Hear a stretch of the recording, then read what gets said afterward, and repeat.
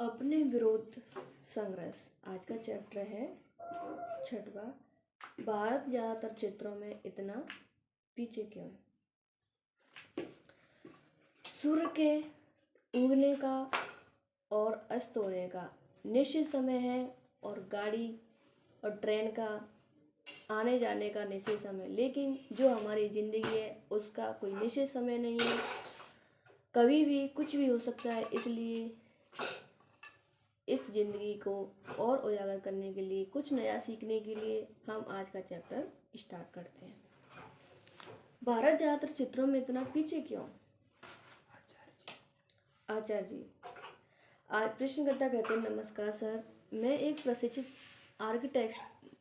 Architect वास्तुकार हूँ। मैंने करीब 4-5 साल एक प्रैक्टिस अभ्यास की है। जब से मैंने आपको सुनना शुरू किया तो कुछ समय के बाद सस्टेनेबल आर्किटेक्चर, टिकाऊ वास्तुकला में मैंने काम करना शुरू किया। जब मैंने एक काम किया तो लगने लगा कि कुछ चीज़ें हैं जिनमें कमी आ रही है।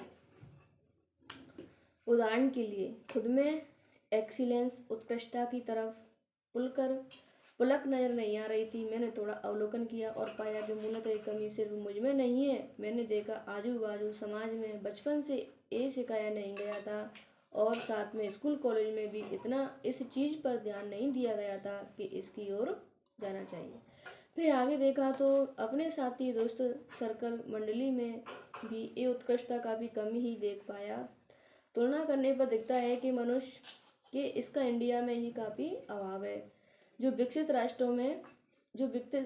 विकसित राष्ट्र हैं या कहीं और समाज है, वहाँ पर काफ़ी हद तक देखा जाता है कि कोई भी क्षेत्र हो, साइंस हो, आर्ट्स हो, उसमें एक्सीलेंस की ओर काफ़ी रुझान होता है। तो ये समझ में नहीं आता है कि इतना क्यों वेरिएशन अंतर है और एक्सीलेंस की तरफ एक जो पुलक होनी चाहिए उसका हमारे समाज में अभाव क्यों है? आचार्य प्रशांत जी कहते हैं, वर्ल्डली सांसारिक एक्सीलेंस कह रहे हो ना? कृष्णदा कहते हैं, जी सर। दुनिया तो आचार्य जी कहते हैं दुनिया के कामों में, जी। आचार्य जी कहते हैं आर्किटेक्चर में नहीं दिखाई देती। कृष्णदा कहते हैं, जी सामान्य रूप से हर क्षेत्र में देखा गया है। मेरे दोस्त भी ना कुछ कुछ करती हैं पर वो उत्कृष्टता है ही नहीं। उनका भी ऐसा है कि काम चलाने के लिए इतना करना है तो हो गया, इतना खर्चा चल रहा है, बस मौज की लाइफ, तो इससे ज़्यादा कुछ देख नहीं रहा है। आचार्य, तो इसी बात को मैं और विस्तृत करके सोचूं तो हमारी फिल्में बनती हैं, वो कथानक के तल पर, तकनीक के तल पर, संगीत के तल पर, मौलिकता के तल पर विदेशी फिल्मों से पीछे ही रहती हैं। ज़्यादातर हमारी टेक्नोलॉजी विदेशी टेक्नोलॉजी की टक्कर में नहीं खड़ी होती। सारे व्यवसाय विदेशी बिजनेस से कंपीट स्पर्धा नहीं कर पाते। कोई स्पर्धा में कहीं टिकती नहीं है। ओलंपिक्स में हम जाते हैं, हम 142 करोड़ का देश है और हमें एक आध मेडल पदक मिल जाए तो ऐसा लगता है बड़ी बात हो गई। उनके शहरों के पिच हमारे शहर गंदे हैं, प्रदूषित हैं, बिल्कुल अनियोजित हैं, बिखरे हुए हैं, तो एक्सीलेंस, उत्कृष्टता कहीं दिखाई नहीं देती है। यहाँ तक कि रक्षा के क्षेत्र में भी हमारा 2/3 जाने 3/4 जो रक्षा सामग्री है हमें उसको आयात करना पड़ता है, यानी दूसरे देशों से लेना पड़ता है। भारतीय सेना के पास आयुध है, उपकरण है, उसमें से कुछ बड़ा प्रतिशत है ऐसी सामग्री का जो आउटडेटेड, पुराने ढंग का है, क्योंकि हम अपना कुछ तैयार नहीं कर पा रहे हैं उस गति से जिस गति की आवश्यकता है।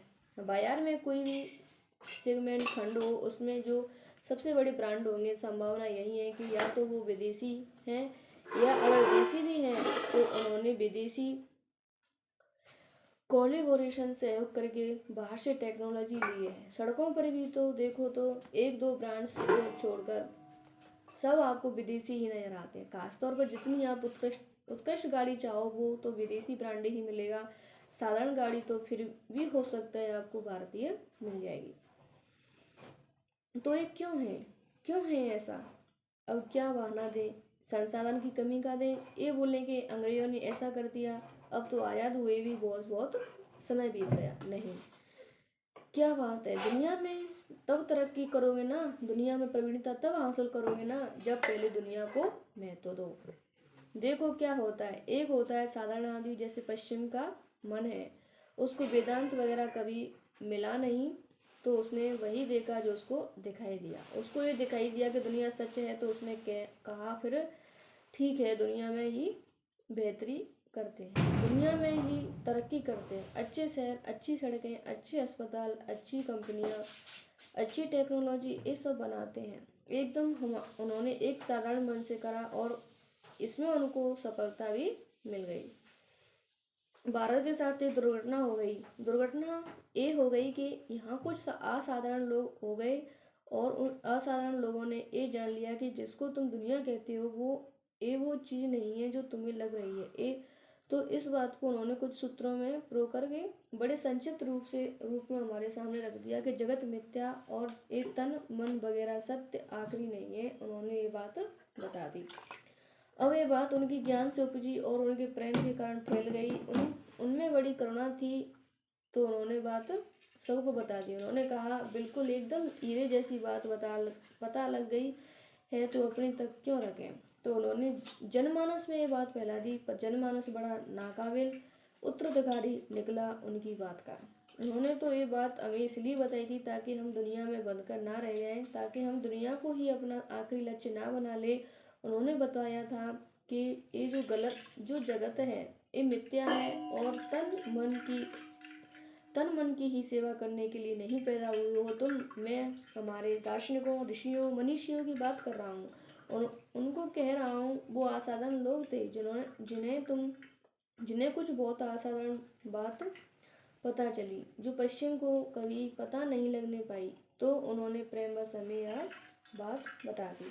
उन्होंने ये कहकर बताई कि दुनिया की ये चीज़ें हासिल करने को जिंदगी का लक्ष्य मत बना लेना। हाँ, दुनिया का उपयोग करो संसाधन की तरह, ताकि दुनिया से मुक्त हो जाओ। तो उन्होंने ये दोनों बातें इकट्ठे बोली थी एक ही वाक्य में। दुनिया को लक्ष्य नहीं बनाना है, लेकिन दुनिया का भरपूर उपयोग करना है संसाधन की तरह। जगत से भागना नहीं है, जगत में ही संघर्ष करना है, जगत से ही मुक्त होने के लिए। ठीक है, हमने उनकी बात का पहला हिस्सा पकड़ लिया। हम कह रहे हैं ना, हम बड़े नाकाबिल उत्तराधिकारी निकले उनके। हमने उनकी बात का पहला हिस्सा पकड़ लिया। पहला हिस्सा क्या है कि ये जगत तो मिथ्या है, और उनकी बात का जो दूसरा हिस्सा था कि जगत का तुम भरपूर इस्तेमाल करो मुक्ति के लिए, जगत से ही आगे निकलने के लिए। उस बात को हमने बड़ी सुविधा से आया गया कर दिया, किनारे रख दिया। तो भारत में बच्चा कहीं ना कहीं ये बात मन में रखे हुए हैं कि अरे ये दुनिया में रखा क्या है, जगत तो मिथ्या है, दुनिया फानी है, पानी का बुलबुला है, अभी फट जाएगा, इसमें क्या रखा है। और ये बात उत्कृष्टता की विरोधी होती है। करना क्या है सड़क को साफ रख करके। अरे एक दिन तो तुम्हारी चिता को भी बस धूल बनकर रह जाना है। तो सड़क पर धूल पड़ी हुई है तो क्या हो गया, यहाँ हर आदमी दार्शनिक हो गया है, एकदम अंतिम सत्य की बात करता है। तो सड़क गंदी पड़ी हुई है, आप किसी को डांटिए, तेरा कमरा इतना गंदा है, क्या है ये, ऐसे ऐसे सब बोलता है। अरे एक दिन तू भी खाक में पड़ा होगा बंदे, क्यों उतरा रहा है। और एकदम आपने निस्तब्ध रह जाएंगे, कहेंगे ये क्या बात कर रहा है। मैं कह रहा हूँ कि तेरा कमरा ऐसा पड़ा हुआ है, इसमें प्लेग फैल जाएगा, और ये मुझे बोल रहा है बंदे तू भी खाक हो जाएगा, क्यों इतना इतरा रहा है।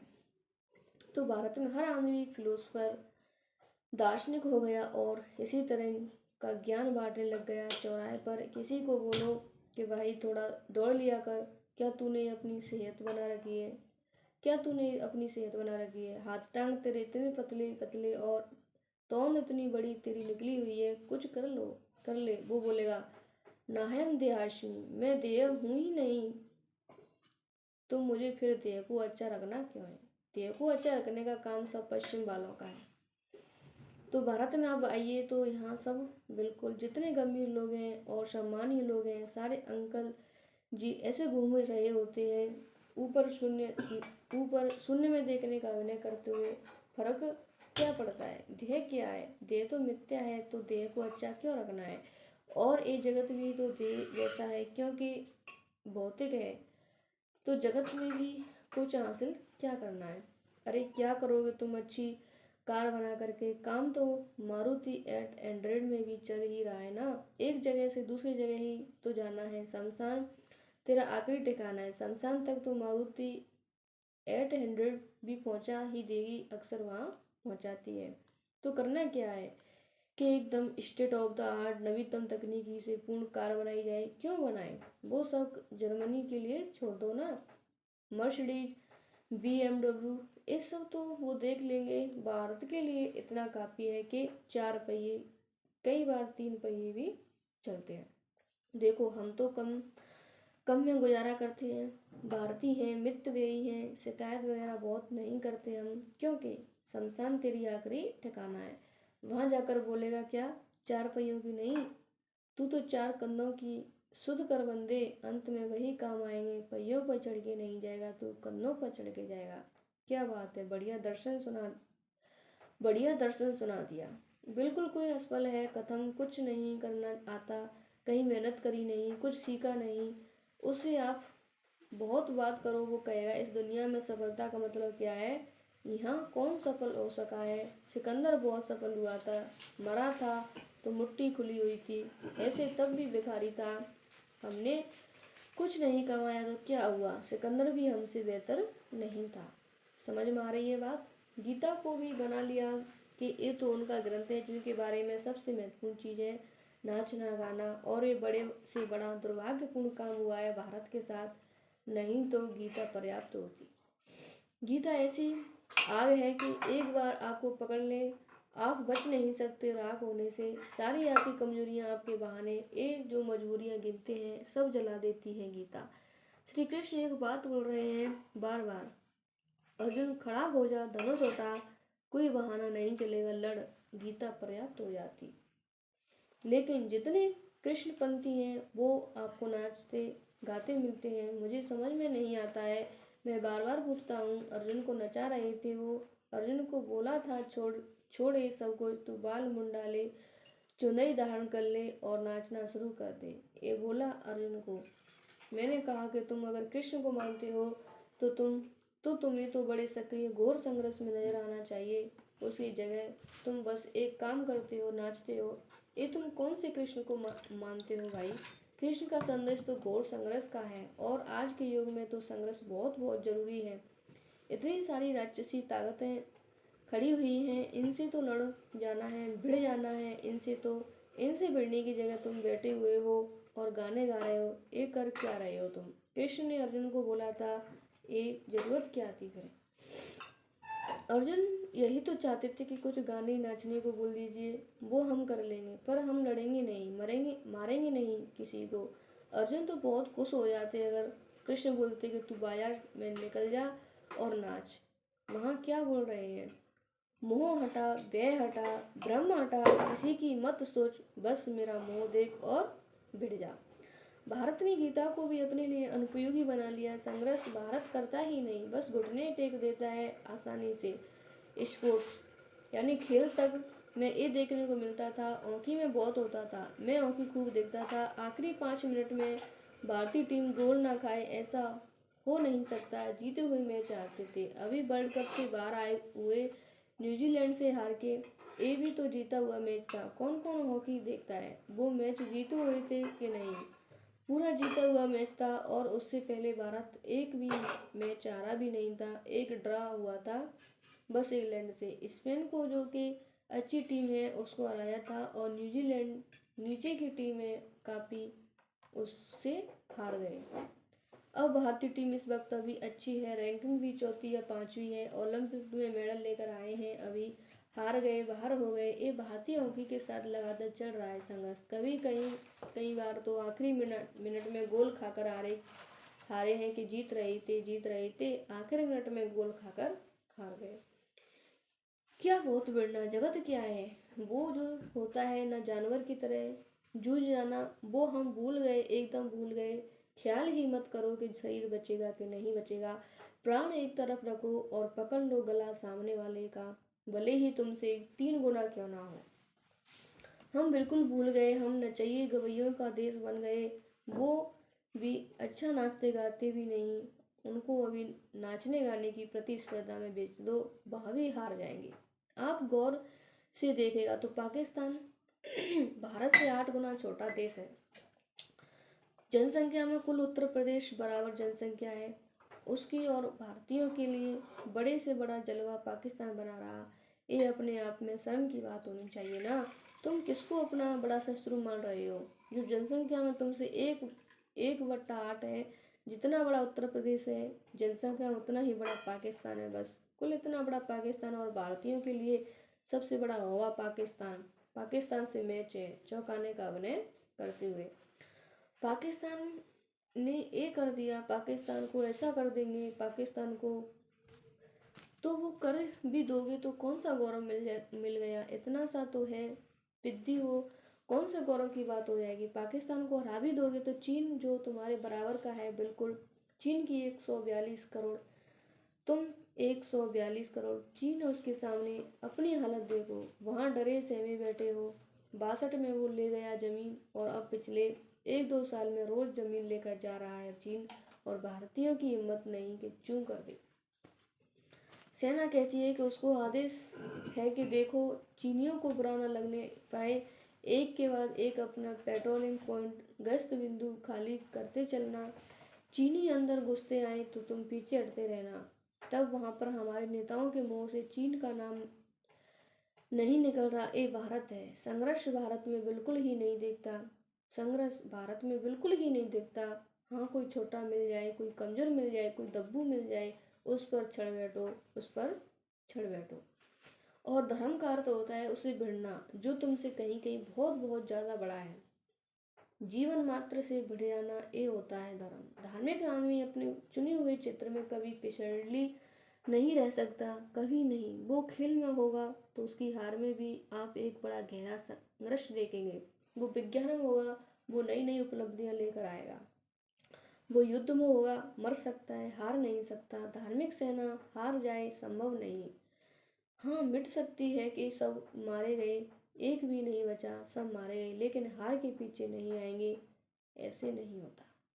भारत को हम हर चित्र में पाते हैं कि पीछे ही पीछे, पीछे ही पीछे। क्या वजह है? यही वजह है ना, सिद्धांत उठा लिए, मर्म से चूक गए। पश्चिम का सौभाग्य था, उसको सिद्धांत भी नहीं मिले, तो उसने कहा मटेरियलिज्म भौतिकवाद है। The world is real, the world is the only place. दुनिया असली है, संसार एकमात्र स्थान है, और इसी दुनिया में जीना है, यही खाना है, यही पीना है। उन्होंने अपनी दुनिया बेहतर बना ली। भारत एकदम त्रिशंकु की तरह बीच में अटक कर रह गया है। इस भौतिक दुनिया को कह दिया ये तो मिथ्या है, और जो मुक्ति की दुनिया है उस तक पहुंचने का ना साहस दिखाया, ना श्रम, ना संघर्ष, ना इस दुनिया के रहे, ना मुक्ति के ही उपाय कहीं के नहीं रहे। माया मिली ना राम, राम के प्रति निष्ठा नहीं दिखा पाए, और माया ऐसों को मिलती नहीं जो संघर्ष ना करे। दुनिया में भी जीतने के लिए मेहनत तो करनी पड़ती है भाई। नतीजा देख लीजिए ना। हम कहते हैं उदाहरण के लिए कि भारत का आर्य रक्त वही है जो मध्य एशिया का है, यूरोप का है, ईरान का है।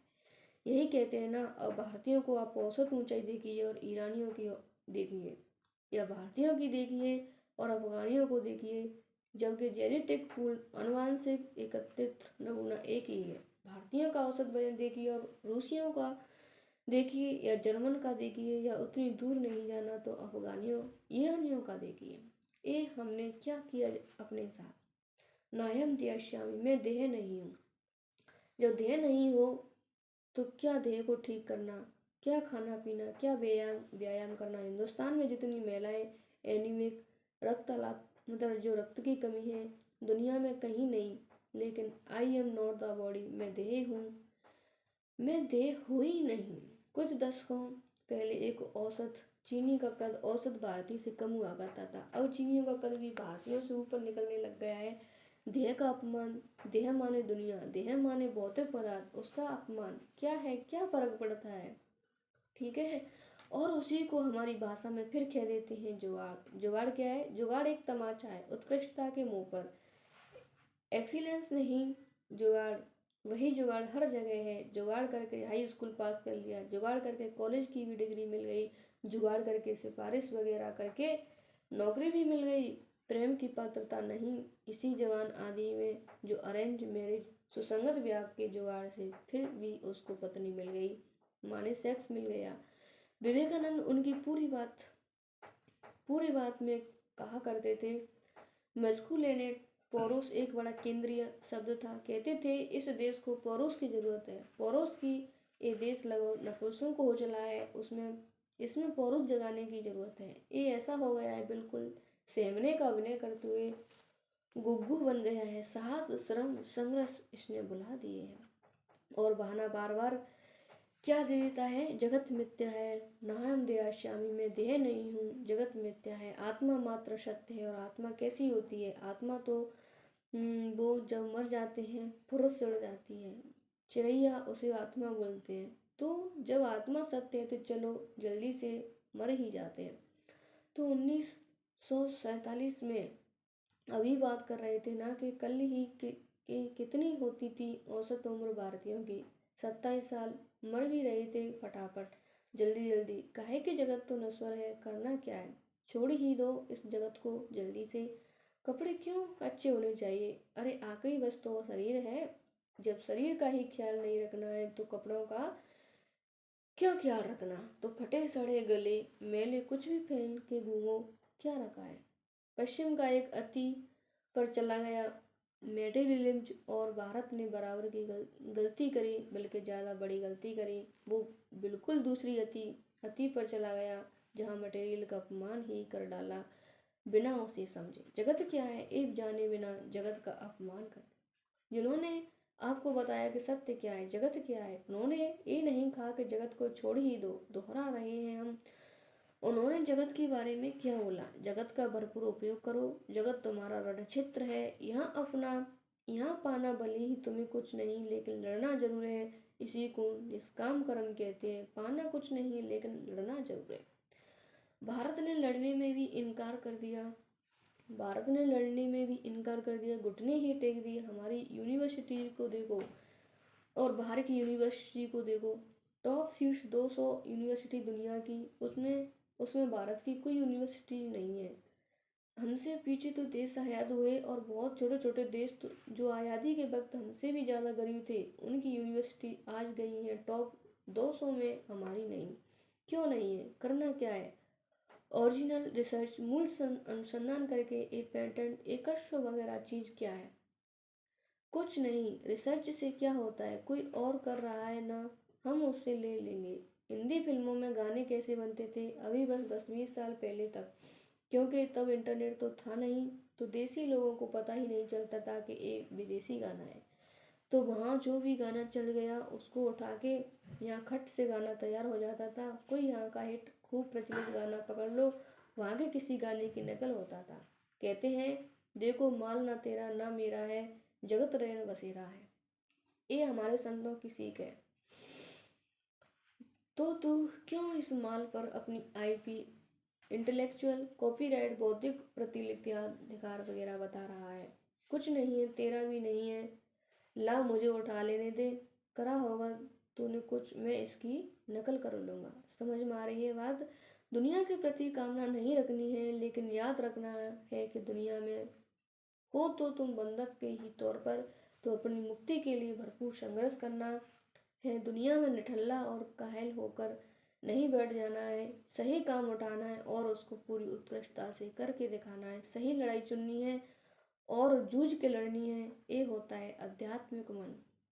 अरे ये बात समझ में, आप ये नहीं कह सकते जैसे जो पारंपरिक धार्मिकता होती है कि मैं धार्मिक आदमी हूँ, कुछ नहीं करता, इतनी सी मेरी दुकान है जिसका माल बिकता भी नहीं है, जिसको आगे बढ़ने के लिए मैं कुछ करता भी नहीं, करता भी हूँ तो मुझे करना आता नहीं, फिर के दिन के 4 घंटे दुकान खोलता हूँ, बाकी घर में आकर बैठ जाता हूँ, खाता हूँ पीता हूँ, 2 रोटी रूखी सूखी और ध्यान करता हूँ। ये झूठा है तुम्हारा ध्यान और झूठा है तुम्हारा धर्म। जो कर रहे हो अगर उसमें नंबर 1 नहीं हो तो बहुत झूठा है धर्म भी, ध्यान भी तुम्हारा। और अगर वो काम इस लायक नहीं है कि तुम उसमें नंबर 1 हुआ जाए, तो धर्म कहता है कि वो काम करो ही मत, छोड़ दो। जो सही काम है वो करो ना, फिर सही काम को ही स्वधर्म कहते हैं, स्वधर्मम निधम। स्वधर्मो निधनम श्रेयः, सही काम चुनो भले ही उसमें मर जाओ, पर सही काम करो। और सही काम जब चुनोगे तो उससे ऐसा प्रेम रहेगा कि उसमें नंबर 1 बनकर दिखाओगे। जिद्द क्यों हो, जिंदा क्यों हो, जिंदा भी हो, काम भी कर रहे हो और उसमें कुछ करके भी नहीं दिखा रहे हो, तो जी क्यों रहे हो। श्री कृष्ण कहते हैं प्रगति का अर्थ ही है गति। यहाँ जो भी है वो गतिशील है, माने कर्म कर रहा है। और कर्म जब कर ही रहे हो अर्जुन, तो जरा धाकड़ कर्म करो ना, कर्म को त्याग दो। तुम वैसे भी नहीं सकते, कर्म को त्याग तो तुम वैसे भी नहीं सकते, तो तक जिंदा हो। प्रगति का अर्थ ही क्या है, गति। त्याग तो कर्म को सकते ही नहीं, त्याग तो कर्म को सकते ही नहीं। जब कर्म करना ही है तो जरा झंडा गाड़ के करो, जरा चिंगाड़ करके करो।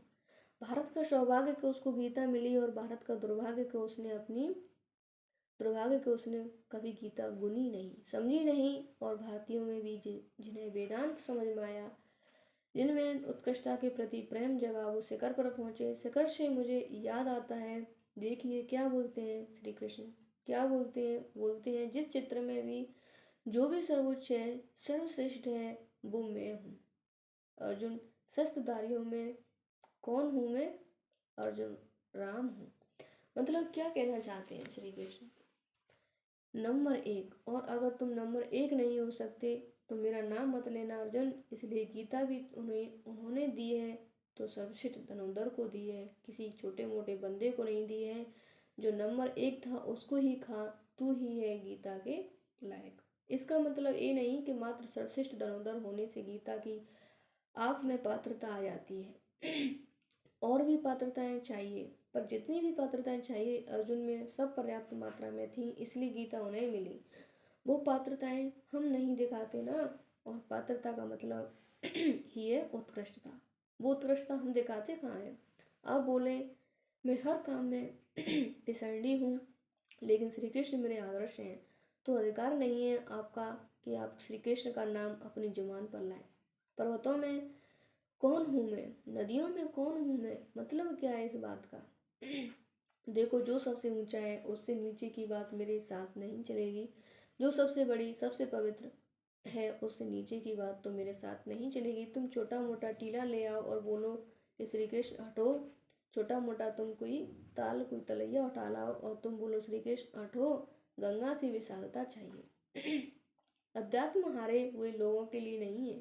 भारत में अध्यात्म हारे हुए लोगों का अड्डा बन गया है, हारे कमजोर लोगों का। हम बोलते भी है ना, हरे को हरि नाम, श्री राम को बोलते हैं पतित तो पावन, तो पतित है, गिरा हुआ है। तो हुआ कि जब हारे को ही हरि नाम है तो हरि नाम पाना है तो हारना पड़ेगा। तो सब सब हारने ही लग गए, भारत हारता ही गया, हारता ही गया, हारता ही गया, क्योंकि हारे को हरि नाम। और उसका अर्थ बिल्कुल दूसरा था। हारे को हरि नाम जब बोला गया है तो वो बात बिल्कुल अलग थी, लेकिन हमने हमारे अहंकार ने उसको बड़ा विकृत अर्थ किया है। हारना भारत में अपमान की बात ही नहीं रह गई, बल्कि बड़प्पन की बात हो गई। जो हारे वो बड़ा हानवी। अरे भाई, हारना बड़प्पन की बात है तब जब तुमने जीतने की क्षमता हो। क्षमा सोवती उस भुजंग को जिसके पास गरल हो, तुम्हारे पास गरल ही नहीं है, तुम क्षमा करने क्या निकल पड़े। जिसके पास बल हो वो क्षमा का अधिकारी होता है। अब 2.5 हड्डी की फंटूस वो पिट रहे हैं और बोल रहे हैं जा माफ किया, तू कर क्या लेता, तू क्या माफ करेगा। अध्यात्म का तो अर्थ ही है बल की साधना। नायम आत्मा बलहीन लभ्य हो। भारत ने बल को त्याग दिया, अहंकार ने कहा करना क्या है बल का, तो कुछ नहीं, बेकार। ये है बात। और अगर कोई ये सब कहे ना कि भारत में एक्सीलेंस इसलिए नहीं आ पाई क्योंकि रिसोर्सेज यानी संसाधन की कमी थी, या कि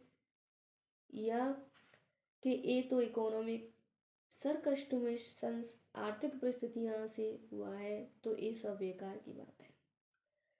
सबसे बड़ा प्रमाण है दक्षिण पूर्व एशिया। तुम दक्षिण कोरिया को देख लो, तुम सिंगापुर को देखो, कम्बोडिया, वियतनाम, मलेशिया, इंडोनेशिया, इनको देखो। सब हमारे साथ के हैं। आज़ाद देश एकदम ऐसे छोटे छोटे से देखो यहाँ पहुँच गए। ताइवान, इतना सा ताइवान और चीन के सामने ऐसे सीना तान कर खड़ा हुआ है। हाँ भाई, समझ रहे हो बात को? क्या है, कुल एक द्वीप, एक छोटा सा द्वीप है।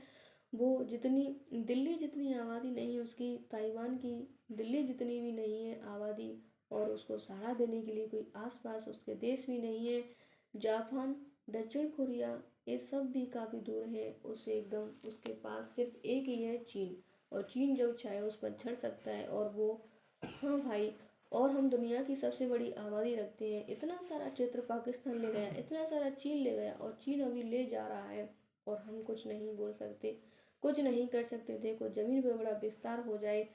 अध्यात्म ये नहीं सिखाता, पर भूलना नहीं कि श्री कृष्ण भी अर्जुन को राज्य के लिए ही लड़ने को कह रहे हैं। इसका अर्थ ये नहीं होता कि अध्यात्म माने राज्य के लिए लड़ना, लेकिन ये भी तो पूछना पड़ेगा ना कि तुम जमीन छोड़ क्यों रहे हो। अर्जुन जमीन किस लिए छोड़ रहे थे? डर के मारे, मोह के मारे, भ्रम के मारे।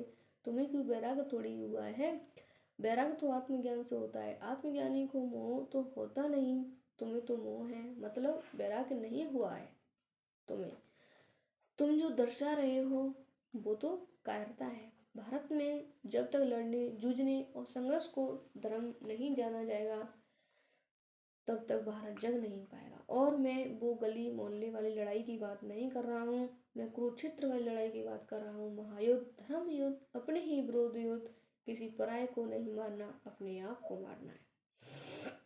भारत में भी महानता आ सके, उत्कृष्टता आ सके, जिसकी आप बात कर रहे हैं, वो एक्सीलेंस आ सके, इसके लिए भारत की रगों में संघर्ष को बहाना होगा। योद्धाश्व हर जवान लड़के लड़की की आंखों में एक तेज होना चाहिए। हल्का मत समझना हमको, छोटी बात पर हम ध्यान देते नहीं, छोटे मुद्दों में हम उलझते नहीं, और सही लड़ाई से हम पीछे हट नहीं सकते। आज का चैप्टर यहाँ तक ही। कल रहेगा अपनी योग्यता जाननी हो तो अपनी असली की परीक्षा लो। हमारा चैप्टर था आज का कि ज़्यादातर क्षेत्रों में हमारा भारत देश क्यों पिछड़ा हुआ है। आज के लोगों की सोच है, इसका निष्कर्ष निकाल दे। कई लोग कहते हैं कि जो सिकंदर था, उन्होंने इस धरती पर कितना कितना संघर्ष किया, फिर भी क्या हुआ, उसको शमशान जाना पड़ा।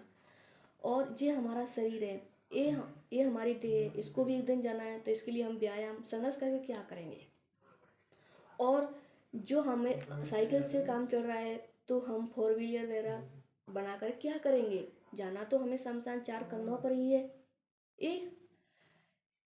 ये उनकी सोच है, और संघर्ष करना नहीं चाहते हैं हम लोग, और इसी सोच में रह जाते हैं, और कहते हैं कि जो हमारा, और जो काम करते हैं वो सब जुगाड़ू काम करते हैं। हम स्कूल भी पास करेंगे तो चलो जुगाड़ करते हैं, पास कैसे होना है। डिग्री पास करेंगे तो भी जुगाड़ देखेंगे, चलो डिग्री भी जुगाड़ से करते हैं। सब कुछ जुगाड़ू काम करते हो। और ये हमारी सोच है, और संघर्ष करने की क्षमता भी नहीं है। और एक धर्मात्मा आदमी, एक अध्यात्म आदमी वही होता है कि चाहे कुछ भी ना मिले, हम कर्म करेंगे और उस कर्म से पीछे नहीं हटेंगे। वो है निष्काम कर्म। यही